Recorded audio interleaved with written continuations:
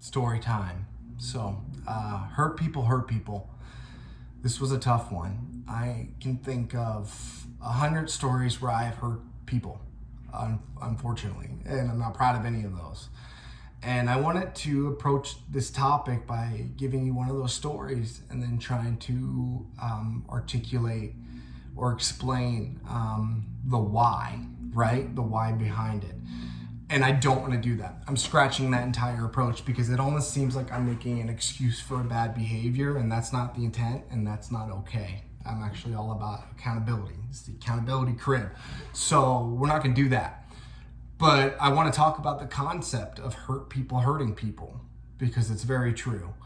And I do want to speak to it as somebody who is very guilty of this, and I've studied it. I've had to study it because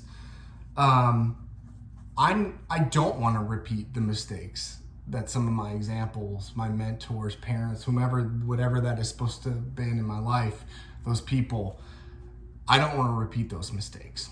And as a husband and as a father, I've made my mistakes. But my job and my responsibility is to take accountability and don't make them anymore, right? So I've had to do a lot of work. And just to admit you're wrong sometimes feels like a lot of work, but the truth is that's just getting started. You have to then change the behavior, So I had to dig in and understand why I was hurting people I loved, And it's because I was hurting. And that's not making an excuse. It is the truth. It really is the truth. Hurt people. And also, I believe, healed people heal people. And that's why it's my responsibility to having done all of this work to share this with some other people out there that could be struggling, or other people out there that love somebody that could be hurting them. And in their heart and their core, they're a good person, but they need to redirect and they need to change some of that behavior. No one's a lost cause, but you got to do the work. So that's what this is, right? So hurt people. What does that mean? Sometimes we habituate bad behaviors. That means we do them again, right? We repeat the cycle, if you've heard that expression, right? Or it's really important to break the cycle. If you can break the cycle of violence, if you can break the cycle of verbal abuse, that's amazing, right?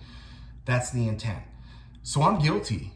I have cursed, I've said ugly things, I've hurt people's feelings that I love. The last people, or the people on the planet that I would want to hurt the least, and that it's my job to protect the most, I've definitely made my mistakes, right? So I wanted to first understand, why am I doing this, And from what I've learned, from what I've gathered, it's all about mastery. What I've learned from reading and psychology books and things, and is that it's an effort of kind of remastering the abuse to take control over what potentially has happened to you, and unfortunately by performing those acts on someone else.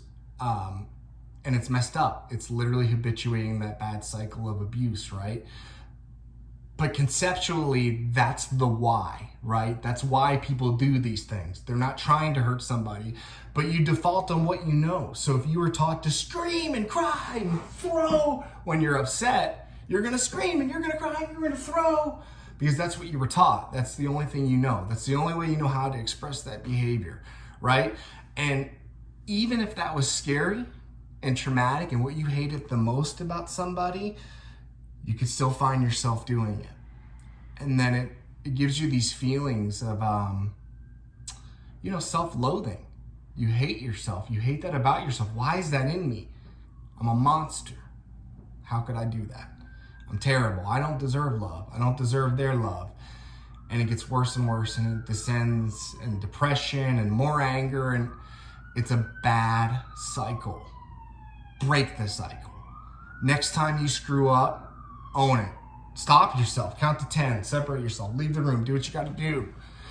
But then you got to do the work, and you got to say, yo, I'm sorry. And you got to own whatever you did. X, Y, Z. I'm sorry. I commit to not doing it again.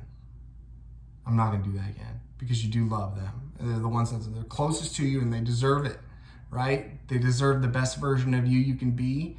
And it's on us to do that work. So let's do the work, right? Hurt people, and healed people, okay? And look, we're all people. We all make errors. I am not flawless, okay? I screw up every day, but I do mirror work every day, and that's part of the work of me taking my accountability, my time for accountability, and to promise myself and to make those commitments I'm gonna do better. And I do it a day at a time. I'm not perfect. I can promise 24 hours out, 12. I sleep sometimes, and then I do it again the next day and I start over. But when you chip away, all of a sudden you're gonna make a beautiful statue, okay? That work, it's gonna bring something beautiful into fruition. It will create a new you, and you will have done it because you did the hard work and you did it piece by piece. And when you can build yourself up like that and actually make something you're proud of, man, that integrity, all that, it makes those decisions easier, because when you can make yourself proud, you have self-confidence, in the future. Like, you're not going to default to screaming, crying, yelling, because you can get through it by being a little bit more calm and cool and mellow, and I believe in you. So heal people is what this video is really about, okay? Thank you for watching.